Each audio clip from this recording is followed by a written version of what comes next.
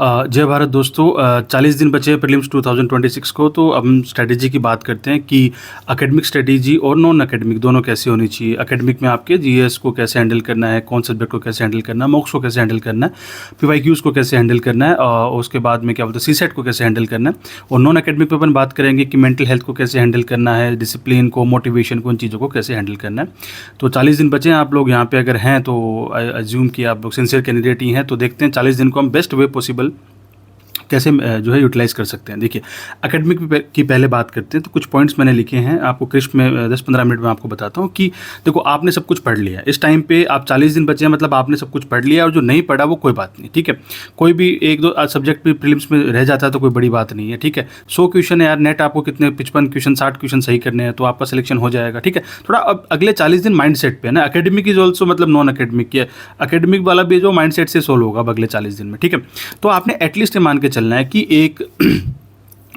एक बार या एक से ज़्यादा बार आपने एक चीज़ को पढ़ रखा है, तो ये चीज़ का लोड नहीं लेना कि मैंने पढ़ा नहीं है, अच्छे से नहीं पढ़ा, इज़ अ डिफरेंट थिंग, उस पर अपन काम करेंगे, ठीक है। चलिए, तो अभी आपका जो टाइम है इट्स अ टाइम टू मतलब कि आपको एक स्ट्रेटेजी बनानी है, उससे स्टिक रहना है। मतलब कोई इस धरती पे कुछ भी कह दे कि ये करके मेरे को 150 नंबर मिल गए थे जीएस में या सीसेट में 120 नंबर मिल गए थे, आपको अपनी स्ट्रेटेजी पे स्टिक रहना है, ठीक है। हाँ, उस वो जो बता रहा है बंदा, जो क्लेम कर रहा है या बंदी क्लेम कर रही है, उसको अपनी स्ट्रेटेजी में डाल लो, बट आपने अपने ऊपर आपको कॉन्फिडेंस रखना है। कल को आप आईएएस ऑफिसर बन जाएंगे या कुछ ऐसा एसपी वगैरह कुछ बन जाएंगे और आपको गया आके कह देगा कि नहीं नहीं ऐसे करने से काम हो जाएगा, आपको तो अपने विवेक से काम करना है ना। एक चीज़। दूसरी बात, आपको जो भी स्ट्रेटेजी बनानी है वो बनानी है 15 मई तक की, है ना। आज 16 अप्रैल है और 16 अप्रैल मतलब आपको एक महीने की स्ट्रेटेजी बनानी है कि आपको मान के चलना है कि आपका जो एग्जाम है वो 24 मई को नहीं है, 15 मई को या 16 मई को है, ठीक है। आखिरी के 10 दिन आपको एकदम थोड़ा पेनफुल होगा, थोड़ा आपके एंड पे ज़्यादा एफर्ट्स की जरूरत पड़ेगी, बट आपको स्ट्रेटेजी अगले एक महीने की बनानी है ना। ऐसे तो प्रीलिम्स फिर साल भर पढ़ते रहो, कोई मतलब नहीं है। वो कौन सी थ्योरम होती है कि more time less efficiency, less time more efficiency. तो 15 मई की आपको स्ट्रेटेजी बना के चलनी है, ठीक है। अब मैं एक आपको वर्ड दे रहा हूँ, इस वर्ड को अपने माथे पे चिपका लो, दैट इज रटाई, RATAI। मतलब मेरी यही चलती रहती है, रटाई। रटाई is revise, R for revise, T for test, A for analyze and I for improve। RTAI, रटाई। रटाई से मतलब ये भी है कि जो समझ में नहीं आया उसे रट लो, जो रटा नहीं जाए उसे समझ लो। मतलब do what sails your boat होता है ना, मतलब जैसे चप्पू चलाना चलाओ, आपकी नाव तैरनी चाहिए इस बाउंडर के अंदर, ठीक है। तो रटाई से मेरा मतलब है कि रिवाइज, पहले इसको रिवाइज करो, फिर उसका टेस्ट दो, और उसके बाद उसको एनालाइज करो टेस्ट को, उस फिर में जो इंप्रूव होता है वो अपने नोट्स में जाके उसको इंप्रूव करो। कोई पॉइंट आपने लिखा है वहीं लिख लो, है ना। ये सब करो, स्टिकर चिपका लो या ऑनलाइन बना रहे हो तो वैसे कर लो, ठीक है। अब इस रटाई को आगे मैं खोल के आपको बताता हूँ कि देखिए, रिवीजन के दो टाइप होते हैं। एक फॉरवर्ड रिवीजन होता है, एक बैकवर्ड रिवीजन होता है। बैकवर्ड रिवीजन यानी रिवर्स इंजीनियरिंग बोल देते हैं। फॉरवर्ड रिवीजन में क्या होता है कि आपने थ्योरी पढ़ी, मान लो दो दिन के लिए आपने थ्योरी पढ़ी, ठीक है। अब 2 दिन थ्योरी पढ़ने के बाद आप में मोटिवेशन नहीं रहता कि आप उसको एमसीक्यूज को सोल्व करो, और 2 दिन भी आप है ना पैसिवली पढ़ रहे हो, है ना। ऐसे लाइब्रेरी में जाके चले गए और सपने ले रहे हो, क्या होगा आईएएस नहीं बना तो, या फिर आईएएस बन के मैं क्या क्या करूँगा। ये सब नहीं करना है, ठीक है। इसलिए पैसिव रिवीजन नहीं करनी है इस टाइम पे। 40 दिन बचे, पैसिव रिवीजन नहीं करनी है। दूसरा होता है बैकवर्ड रिवीजन या रिवर्स इंजीनियरिंग, कि आपने एमसीक्यू सोल्व की, लेट्स से फॉर एग्जाम्पल आपने पॉलिटी का 250 क्वेश्चन 300 क्वेश्चन कुछ एमसीक्यू सोल्व किए, और वो जो नहीं आ रहे उनको आप अपने नोट्स में से देखो फिर। लेकिन उस केस में हो सकता है क्या पता आपने नोट्स पे अच्छे से नहीं पढ़े हो, तो आप उस चीज़ से वो फिर आप रिलेट नहीं कर पाओ, या फिर आपको पता ही नहीं चलेगा यार क्वेश्चन एक्चुअली लिखा कहाँ है नोट्स में। तो इसका मैं एक इंटीग्रेट आपको तरीका बताता हूँ कि बैकवर्ड और फॉरवर्ड को दोनों को इंटीग्रेट करके आप कैसे कर सकते हो। भाई इस पूरी प्रिपरेशन में integration is the key, balanced approach is the key. ये आपके माइंडसेट का ना, माथे का गेम है, ये दिमाग का गेम नहीं है। मतलब there is a difference between brain and mind. तो ये माइंड का गेम है, ये ब्रेन का इतना गेम नहीं है। खैर उसके डिटेल में नहीं जाएंगे। तो आपको क्या करना है, इंटीग्रेट कैसे करना है। आपने एक सब्जेक्ट उठाया, जैसे मान लो आपने पॉलिटी उठाया, उसको ग्लांस करो, एकदम स्किम करो, है ना। जल्दी आप उसको, मतलब एक दिन में पॉलिटी रगड़ दिया आपने, ऐसे पन्ने पलट लिए। आपको पता होना चाहिए गवर्नर का कहाँ पे क्या लिखा हुआ है। आपको पता होना चाहिए कि फंडामेंटल राइट में फंडामेंटल राइट 19 क्लोज ए क्लोज ये वो कहाँ लिखा हुआ है, 24 नंबर आर्टिकल में क्या आता है, ये आपको पता होना चाहिए। या फिर सुप्रीम कोर्ट एक्चुअली नोट्स कहाँ पे है, सुप्रीम कोर्ट के जज का एडहोक का मैंने लिखा है कहाँ पे है, इतना आप थोड़ा सा उसको जल्दी जल्दी ग्लांस कर लो। उसके बाद में आप MCQs लेके बैठो। PYQ तो हैं भाई, वो तो बाइबल है, वो तो कुरान है, वो तो गीता है, जो कुछ है, वो तो संविधान है, जो कुछ है उसको आप लेके बैठो, PYQs को लेके बैठो। और आपने मान लो कि पॉलिटी के आपने 250 PYQ या 300 PYQ लगा दिए, और भी आपकी श्रद्धा के अनुसार 500 वगैरह कुछ लगा दिया आपने, ठीक है, लगा दिए, ओके। फिर आप थ्योरी को खोलो। 250 क्वेश्चंस में से मान लो कि आपने 300 क्वेश्चन किए, 300 क्वेश्चन में से मान लो आपके 150 सही हुए, और उन 150 में से मान लो आपके 50 तुक्के से हो गए। 100 आपको आते थे, 50 तुक्के से हो गए, 50 और 150 आपके गलत हो गए। तो सबसे पहले जो गलत हुए अपने नोट्स खोलो और उसमें रिवाइज करो कि गलत क्यों हुआ। ये आपकी ब्रेन जो है वो इंसल्ट वैल्यू पे चीज़ों को लेगा। जब ब्रेन जो है इंसल्ट वैल्यू पे, वो कहावत है ना, ठुकरा के मेरा प्यार तो इंतकाम देखेगी। जब भी दिमाग को इंसल्ट होती है तो वो उसकी डेडिकेशन बढ़ जाती है, उसका मोटिवेशन बढ़ जाती है, ठीक है। तो इसी चीज़ का मतलब, जिस क्वेश्चन ने आपको ठुकरा दिया उसको अपना इंतकाम आप दिखाने लग जाओगे, अगर आप सिंसियर एस्पिरेंट हो तो, कि अब आप जाओ वापस से, है ना, कि गवर्नर में, यार मैंने गवर्नर तो अभी पढ़ा था, मेरा गलत कैसे हो गया। फिर you will get to realise कि यार ये मैंने ना बेवकूफ़ी करी, मैंने ध्यान नहीं दिया। रिश्ते भी तो ऐसे टूटते हैं ना कि अपन ध्यान नहीं देते चीज़ों को, है ना, इग्नोर करते हैं, या चीज़ों को फॉर ग्रांटेड लेते हैं, या अपनी हेल्थ भी ऐसे ही ख़राब होती है कि अपन चीज़ों को, किसी भी चीज़ को अपन फॉर ग्रांटेड लेते हैं, पैसिवली लेते हैं, तो गलत होता है। अब आपके 150 क्वेश्चन को आप जाओ, आप पॉलिटी को और रिवाइज करो। उस 150 क्वेश्चन के थ्रू आपका पॉलिटी जो मक्खर रिवाइज होगा, जो एकदम मतलब रापचिक रिवाइज होगा, उसकी कोई हद नहीं, ठीक है, ऐसे करो। और फिर जो 50 क्वेश्चन तुक्के से सही हो गए, उनको भी आप जो है वो करो। और सबसे कंसर्निंग चीज़, जो 100 क्वेश्चन सही हुए हैं उनमें कुछ जो तुक्के से सही हुए हैं उनको भी करो। मैं बता रहा हूँ, अगर आपने ऐसा काम कर लिया तो 2 दिन में आपका एक सब्जेक्ट अपने आप सोल्व हो जाएगा, अपने आप कंप्लीट हो जाएगा। फिर आपको एक्सटर्नल मोटिवेशन की जरूरत नहीं पड़ेगी, कोई मुझे कह दे कि मैं कर लूँगा तो मैं कर लूँगा, है ना। ये आप इंटीग्रेटेड अप्रोच आप रिवीजन का रख सकते हो। और उसके अलावा ये हो गया रिवीजन का। Then RTAI, T is your test. Test में देखिए आप ना सब्जेक्ट वाइज तो लगाना ही लगाना, जैसे पॉलिटी कर रहे हो तो पॉलिटी के 150-250 क्वेश्चन लगाने, 300 क्वेश्चन लगाने। इस टाइम पे मैं आपको रिकमेंड करूंगा, 16 अप्रैल है हमारे पास, आप हर 3 दिन में जो है UPSC के पैटर्न को सिमुलेट करो आप, ठीक है, कि 9:30 से 11:30 बजे तक I will be attempting GS paper 1, मतलब जो भी आता है प्रीवियस ईयर्स का। 2014 से स्टार्ट करो, 2014 से स्टार्ट करो, जब पैटर्न चेंज हुआ था, तो उसको दो। फिर 2:30 से लेके 4:30 प्रॉपर बीच में नींद लो, जो भी लेनी है आपको, जो एग्ज़ाम डे पे आप लोगे। फ़ैन के अंदर एग्ज़ाम को देना है। देखिए अभी भी मेरा पंखा चल रहा है, बाहर बहुत गर्मी है, बट मैं पंखे में क्यों पढ़ रहा हूँ, मेरे को आदत इसलिए पड़ गई है क्योंकि नहा के बैठ लो यार, गर्मी ज़्यादा लग रही है, 2 बार नहा लो यार, क्या हो गया। क्यों? क्योंकि अगर 16 डिग्री AC में आप पढ़ोगे, है ना, चुन्नू मुन्नू, अगर ज़्यादा कंफर्टेबल में आ जाओगे, 16 डिग्री के अगर उसमें आप पढ़ोगे तो 46 डिग्री, मतलब आज आप 16 डिग्री में पढ़ रहे हो, 20 डिग्री में पढ़ रहे हो। कुछ बच्चों को लाइब्रेरी में देखता था, भैया चिल कर दो, गर्मी लग रही है। अरे यार आपका एग्जाम है ना, 46 डिग्री में निकल के जाना पड़ेगा आपको, है ना। आप कितने भी कैसे भी बैकग्राउंड से आते हो, अगर आप मर्सिडीज़ में भी जा रहे हो ना वहाँ पे, तो भी मर्सिडीज़ के 16 डिग्री से भी निकल के आपको 46 डिग्री में एक बार तो जाना पड़ेगा। और फिर पंखा जो है वो आपको एट मैक्स जो एग्जामिनेशन हॉल का पंखा है वो आपको 35 डिग्री तक लेके जाएगा। तो आपका सिमुलेशन वैसे होना चाहिए, ठीक है। मैं टॉप फ्लोर पे रहता हूँ, पंखे में रहता हूँ, और ऐसा कुछ नहीं कि मैं कुछ सेक्रीफाइस कर रहा हूँ। आदत जैसे शरीर को डाल लोगे वैसे शरीर को आदत पड़ जाएगी। तो 1 महीने आपको पे भी काम करना। एक्चुअली ये नॉन एकेडमिक का पार्ट था, बट एकेडमिक्स में भी इसका शक्तिमान छोटी मगर मोटी बात है। चलिए, उसके बाद आपको क्या करना है, हर तीसरे चौथे दिन आपको ये टेस्ट लिखना है, ठीक है। 9:30 से 11:30 ब्रेक लो, फिर 2:30 से 4:30, और प्रॉपर OMR के अंदर। हो सकता है, देखो इतना भी मैटर करता है वहाँ पे। मेरा 2023 का अटेम्प्ट खराब हुआ था। आपने 2 घंटे 2:30 से 11:30 CSET का कर लिया, आपने 10 मिनट OMR के तो निकाले नहीं उसमें। तो CSET OMR भी भरो, और नहीं भरते हो तो फिर CSET का पेपर 1 घंटा 50 मिनट में करो। पूरा सिमुलेशन करना है आपको, ताकि आपका जब 2014, 15, 16, 17, 18, 19, 20, 21, 22, 23, 24, 25 12 पेपर आप दे चुके होगे, 12 GS के, 12 CSET के, तो 24 मई को आपको लगेगा मैं तो 13वां एग्जाम देने आया हूँ, 13वां पेपर देने आया हूँ, मैं तो मॉक देने आया हूँ, है ना। तो वो आपका कॉन्फिडेंस एक अलग लेवल का रहेगा। मुझे तो सब पता है इस पैटर्न के बारे में। वो UPSC के पन्ने मैंने बहुत पलटे हुए हैं, वो UPSC का जो पैटर्न होता है वो मैंने बहुत पलटा हुआ है।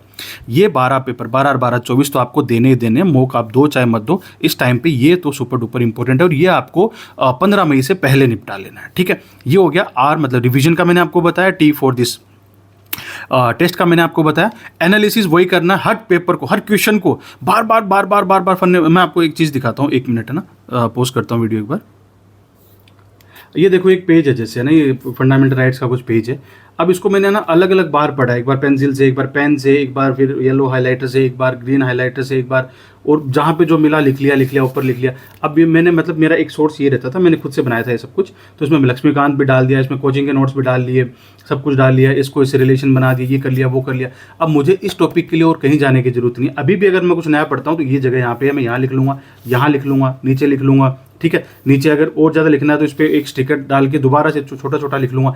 बट इस एक टॉपिक के लिए, इस एक पर्टिकुलर आर्टिकल, कौन सा है ये article, right to freedom of religion, इसके लिए मुझे इस पेज के अलावा मैं कहीं नहीं जाऊँगा। चाहे मुझे कोई ये बोल देना भाई इस पेज को पढ़ ले और तू 150 ले आएगा, नहीं भाई, मेरा पेज है, उस पेज को मैं इसमें उतार लूँगा, है ना। फिडेलिटी इज़ अ वर्ड, मतलब फिडेलिटी, ईमानदारी, लॉयल्टी इज़ अ वर्ड जो मेरी इस पेज के साथ है, क्योंकि मुझे पिक्टोग्राफिक जो मेमोरी बनेगी वो इस पेज की बनेगी, क्योंकि मैंने बार बार ये मैंने कोई पेज 50 बार पढ़ा होगा, है ना। अब अगर कहीं पे मेरा क्वेश्चन फिर भी गलत हो जाता है तो मैं इसी पेज पे वापस आऊँगा, ठीक है, इसी पेज पे मैं वापस आऊँगा वापस, है ना। मैं कोई नए सोर्स से नहीं पढ़ूंगा इसको, तो मैं ये आपको बताना चाह रहा हूँ, ठीक है। चलिए अब अगली बात क्या है, एकेडमिक में बात करते हैं कि don't pick anything new now, है ना। अभी 30 दिन बचे आपके पास, मतलब 30 दिन आपके एग्जाम को, 30 दिन है, 40 दिन ही है आपके एग्जाम को, 30 दिन है, आपकी स्ट्रेटेजी 30 दिन जैसी होनी चाहिए। तो डोंट पिक एनीथिंग न्यू। एक भी सोर्स, देखो क्या क्यों मैं बोल रहा हूँ, आपने एक भी सोर्स उठाया, आपको किसी दोस्त ने बोल दिया पता है वो फलान सर है, फलान मैडम है, उनका रिवीजन के लिए उठा लो, एक इज अ डिफरेंट थिंग, और फलान सर है, फलान मैडम है, उनका वो पढ़ लो यार, 100 पेज का कंपाइलेशन है, उससे आपका हो जाएगा।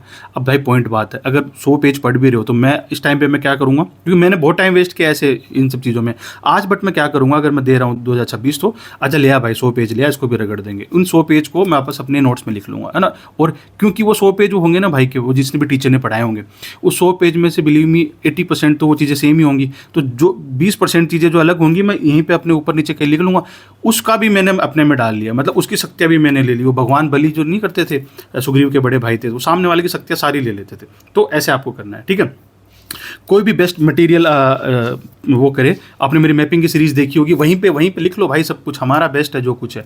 तो ये अब एक सोर्स अगर आपने नया उठाया और उसको अगर सेपरेट सोर्स की तरह अगर आप ट्रीट करते हो, तो आप ये सोचो कि 5 दिन आपको उसको पढ़ने में लगेंगे, ऐसा दिमाग आपका है ना, ऐसे कंप्यूटर तो है नहीं, 5 दिन उसको पढ़ोगे, एनालाइज करोगे, प्रोसेस करोगे, है ना। और फिर वो 5 दिन में आपकी जो मेन रिवीजन है, कोर रिवीजन है, जो आपने सोर्सेज 4-5 बार पढ़े हैं, उनका रिवीजन नहीं हो पाएगा, मतलब जो आपका जो स्ट्रॉन्ग एरिया था वो तो वीक पड़ जाएगा, और जो आपने नया माथाफोड़ी, जो नया जो क्या बोलते हैं हेडेक पाल लिया, वो आपसे संभलेगा नहीं। ऐसे करते करते फिर आपका जो फ्रस्ट्रेशन लेवल बढ़ता चला जाएगा कि मैं क्या करूँ, मेरे से तो हो नहीं रहा है, मैं क्या करूँ, मर जाऊँ, वो वाले आपकी फीलिंग आ जाएगी, ठीक है। उसके बाद में बात करते हैं कि ये सब नहीं करना, अब आपको कुछ भी नया नहीं उठाना, ठीक है। कुछ अगर आपको मिल भी जाता है कोई मोक या कोई ऐसे last time Ninja technique type कुछ, अगर आपको कोई क्लेम भी करता है, अपने ही नोट्स में डाल लो भाई। अच्छा उस चीज़ के नोट्स नहीं है तो एक अलग बात है, वो अपन बात कर सकते हैं। आपको कोई भी डाउट हो आप मुझसे पूछ सकते हैं अगले 40 दिन।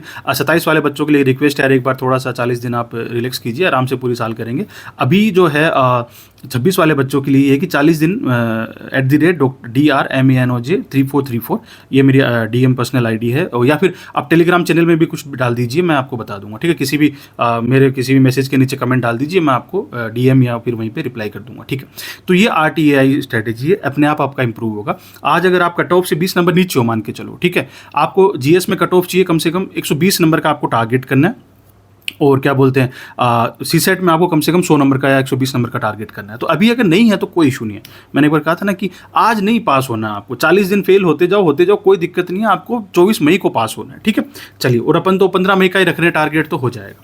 चलिए अब बात करते हैं CSET की स्पेसिफिकली। CSET की अगर बात करें तो आप ना सबसे पहला जो काम करो कि भाई ये मतलब फालतू की, मतलब मैं बायो का स्टूडेंट हूँ, बट मैंने फिजिक्स पढ़ी है ना भाई, NTSC भी क्लियर की है, मैथ से अच्छी थी मेरी मैथ, है ना। मैथ रटने का नहीं होता, मैथ समझने का होता है। अरे फॉर्मूला तो रटना पड़ेगा ना, उसका एप्लीकेशन तो रटना पड़ेगा ना, फिर समझते रहो।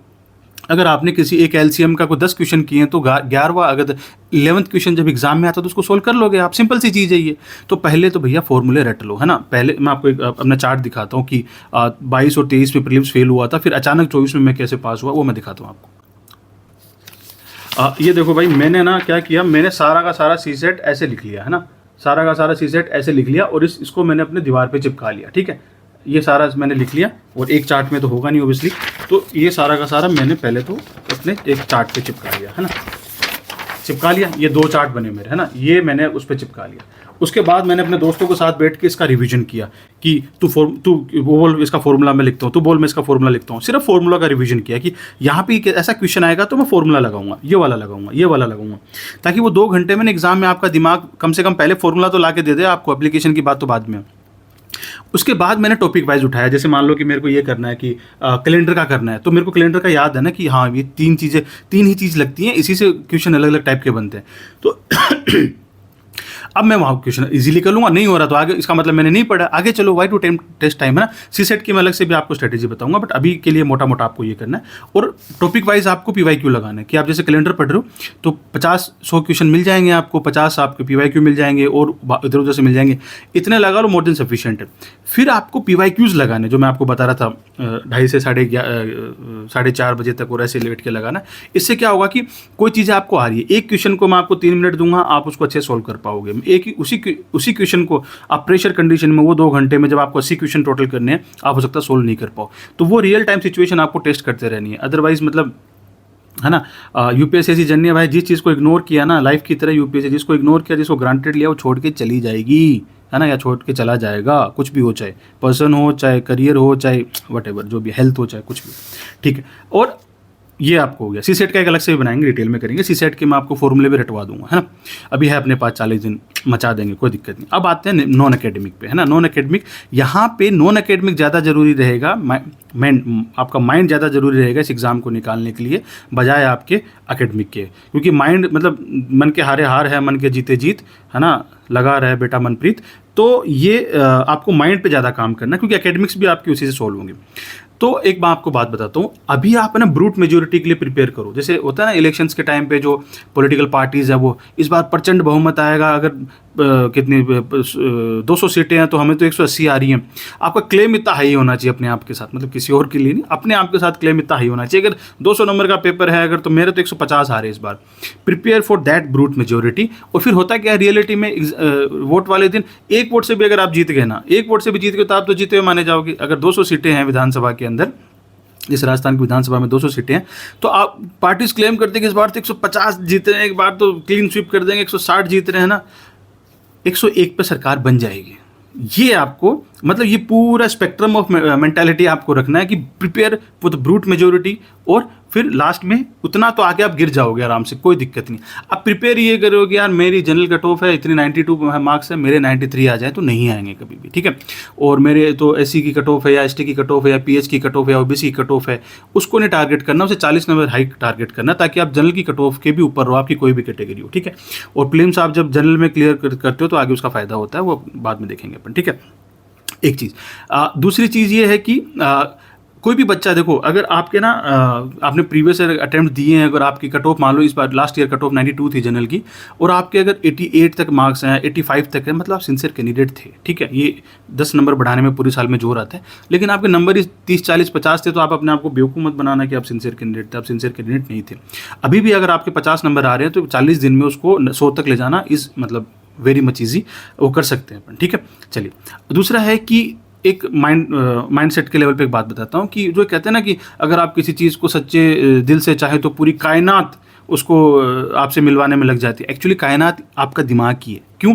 मुझे चाहिए, है ना। एक दूसरी कहावत है कि what you want you will gate, और अगर नहीं मिला तो आपने उसको शिद्दत से चाहा ही नहीं है। मतलब द पॉइंट इज़ कि भाई आपका माइंड फिर काम करता है ना। जैसे लास्ट ईयर इंटरव्यू मेरे को 130 मार्क्स मिले थे, इस बार 180 मार्क्स मिले, मेरे हिसाब से सही है। वो स्पेंसर वैसे इतने देते हैं, जो भी है, मतलब मेरा बैकग्राउंड और उस अकॉर्डिंग मेरे लिए ठीक है, मैं सेटिस्फाइड हूँ।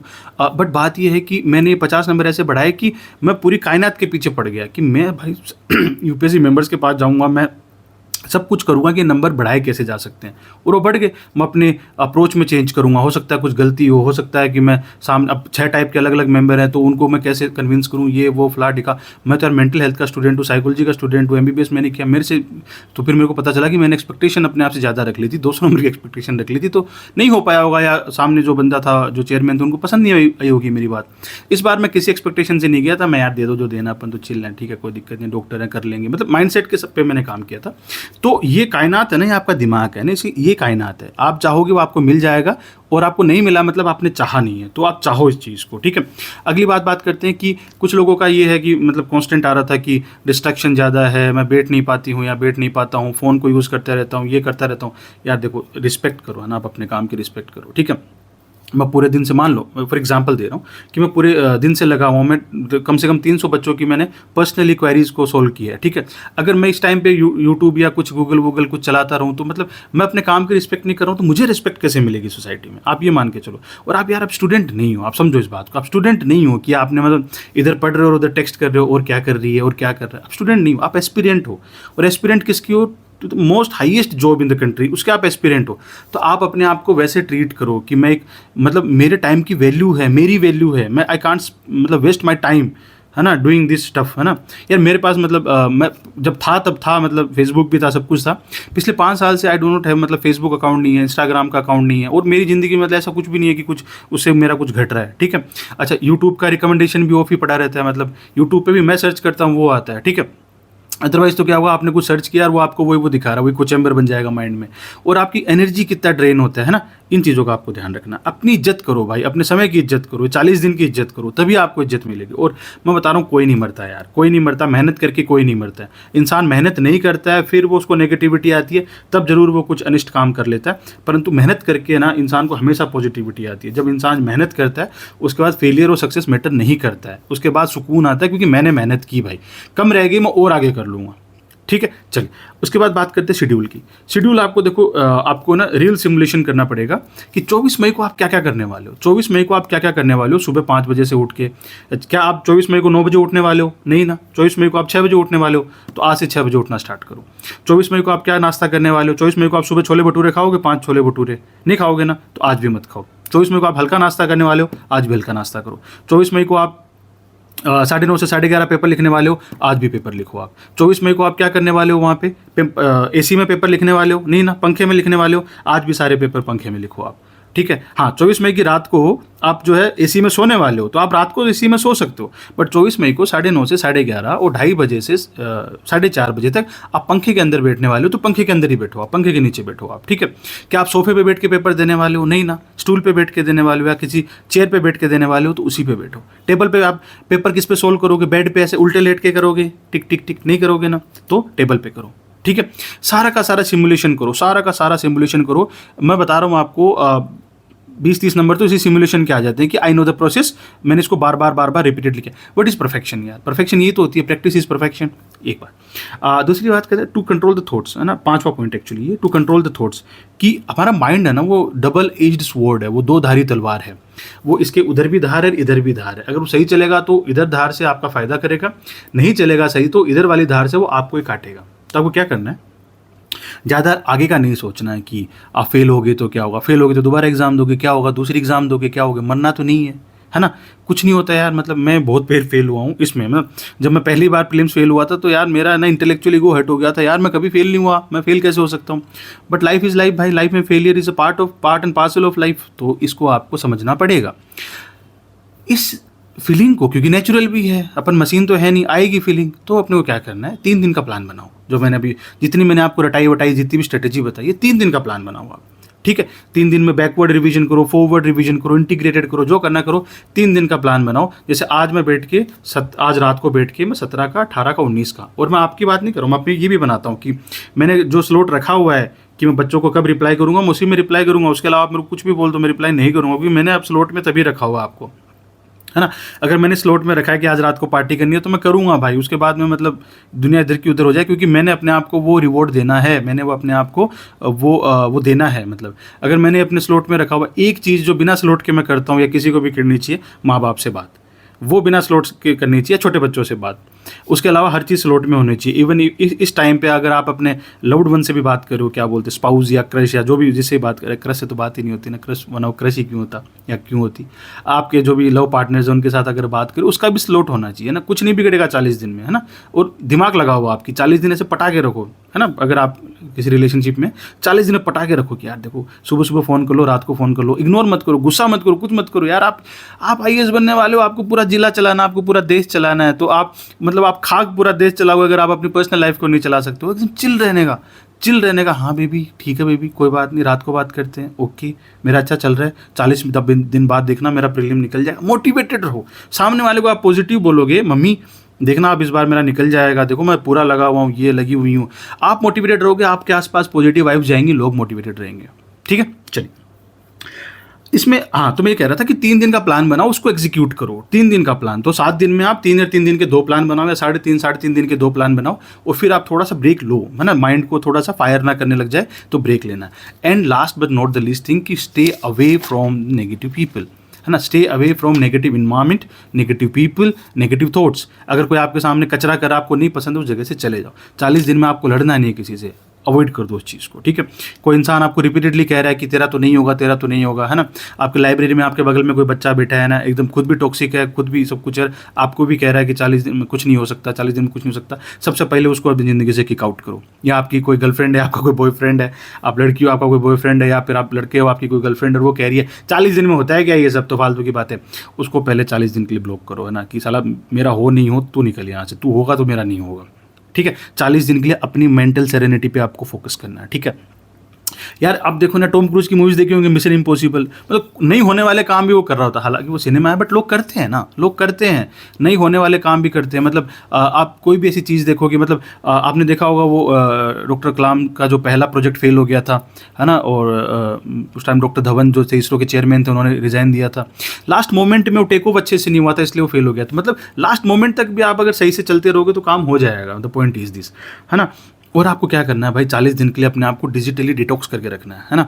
अब देखो बड़ी बड़ी बातें हो गई, आप मोटिवेशन लेने जा रहे हो यूट्यूब पे, और पता चले यूट्यूब पे फिर आप अलग अलग प्रकार के मोटिवेशन दे लिया, आप मॉडल्स की वॉक देख रहे हो, आप ये देख रहे हो हॉर्मुज वाला क्या चल रहा है, ये आपको बस इतने काम का कि हॉर्मुज कहाँ पे, उसके बगल में 3 आइलैंड है, वहाँ पे बंदर अब्बास नाम का पोर्ट है, बगल में हमारा 4 बार वाला पोर्ट है, इधर ग्रेटर तुन्ब है, लेसर तुन्ब है, अबू मूसा है, और वो हॉर्मुज वाला इलाका है वो यूएई का नहीं है, वो मुसंदम पेनिनसुला है। आपको 5 चीज़ें, वो ओमान का आता है, वो पर्शियन गल्फ में आता है, आपको 5 चीज़ें है ना। उसके बाद में रियासी ने क्या कह दिया, ट्रम्प क्या गाली दे रहा है, वो आपके काम की चीज़ अभी नहीं है। तो आपकी इतनी मेच्योरिटी होनी चाहिए, आप डीएम बनने वाले हो। अगेन, एक ज़िले में 10 लाख की पॉपुलेशन होती है, 10 लाख लोगों को आप तभी हैंडल कर पाओगे जब आप उसके लिए मेच्योर हो, सिंसियर हो, डिसिप्लिन्ड हो।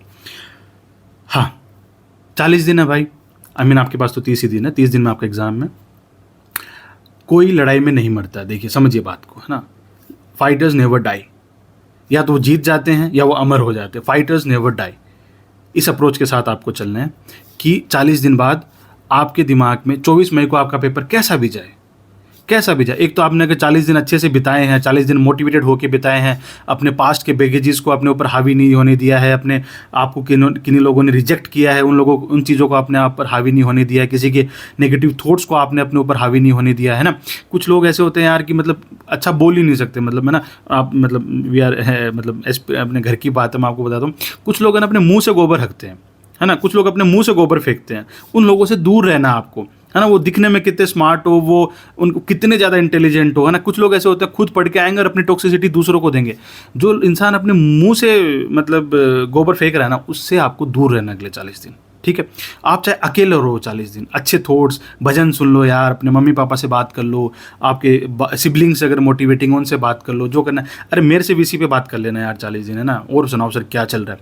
मैं 40 दिन फ्री हूँ, उसके बाद तो बिजी हो जाऊँगा मैं भी, बट आप एकदम चिल माहौल में रहो, ठीक है, अच्छे माहौल में रहो। 40 दिन आप मेहनत करो, 40 दिन बाद देखो 24 मई को आप फेल भी हो सकते हो, आप पास भी हो सकते हो, ठीक है। लेकिन आप में सुकून रहेगा कि यार मेरे तो इतने बन रहे हैं, है ना। मतलब मान लो आप कट ऑफ के पास जाके पहुंच गए, वो टेंशन अलग रहेगी कि पास होगा नहीं होगा, लेकिन सुकून रहेगा कि मैं इतना तो पहुंचा, मैं कहाँ 60 से 90 पहुंच गया, 100 पहुंच गया। तो इम्प्रूवमेंट भाई देखो, ये बात मैं बोल रहा हूँ इतने अटैम्प्ट खाने के बाद में, तो आप थोड़ा सा समझ जाएंगे बात को, तो आपके अटैम्प्ट बच जाएंगे, कम हो जाएंगे आपके अटैम्प्ट, है ना। तो देखो इस चीज़ पे आपको ध्यान देना। मैं जो बता सकता था मैंने आपको बताया। और भी आप कुछ डीएम करना चाहें तो टेलीग्राम चैनल पे डीएम कर दीजिए @DRMANOJ3434 @Dr Manoj 3434। और वीसी भी अपन करते रहेंगे। और अब मैं रिवीजन स्टार्ट करूँगा। देखिए आप कुछ ना कुछ काम करते रहेंगे ना तो काम होता रहेगा। मैं अभी है ना सुबह से बैठे बैठे अपना हाथ ही ऐसे ऐसे ऐसे ऐसे हिला रहा हूँ और मेरी घड़ी ने दिखा दिया कि मैं 2 किलोमीटर चल गया। तो कुछ तो देखो होता है, कुछ तो आप करोगे तो कुछ तो यू रन और यू वॉक और यू क्रीप, जो करना करो, बट रुकना नहीं है आपको अगले 40 दिन, ठीक है। ये सारा गेम, और ये प्रीलिम्स आपका क्या चेक कर रहा है, आप समझ रहे हो? मेंस आपका क्या चेक कर रहा है, इंटरव्यू क्या चेक कर रहा है, उसके बाद में आपको मिलने क्या वाला, आप समझ रहे हो इस बात को, है ना? उसके बाद में मतलब एक जगह का विधायक या एक जगह का सांसद भी आपको सर बोला करेगा, मैडम बोला करेगा आपको, है ना? बड़े से बड़ा इंसान जो आपको भी, और चिंकी कैसी है और चिंकू कैसा है, वो भी आपको बोलेगा बेटा हमें तो बचपन से पता था कि तुम इतने इंटेलिजेंट हो, इतने वो। आपके माइंड सेट से ना, आपका माइंड आपको जितवाएगा और आपका माइंड आपको हरवाएगा। Okay okay, best of luck. 40 दिन में आपको कोई भी रिक्वायरमेंट हो, कुछ भी नीड हो, please come to me via Telegram, है ना? फ़ोन नहीं करना प्लीज़, व्हाट्सएप वगैरह को मैंने मैसेज दे रखे हैं, डिस्टर्बेंस होता है उससे यार। आप रात को 2:30 बजे फ़ोन खुटका देते हो, अच्छी बात नहीं है ना, सो रहा होता हूँ मैं। मैसेज छोड़ दो, मैं रिप्लाई कर दूंगा, आज नहीं कल नहीं रिप्लाई कर दूंगा, और मैं एक्टिव रहता हूँ, तो आई ट्राई कि मैं एज सुन एज पॉसिबल आपको रिप्लाई कर दूंगा। एक बात को बार बार रिपीट नहीं करनी है। आपके 5 डाउट है उनको स्ट्रक्चर करो, प्रायोरिटी वाइज स्ट्रक्चर करो, जैसे मेंस का आंसर करोगे और फिर मेरे से पूछो। ओके, जय भारत, पढ़ते रहिए। 30 दिन में आपको कंप्लीट करना है, 10 दिन चिल करेंगे, अपन सेलेक्ट हो जाएंगे। जय Bharat, all the very best.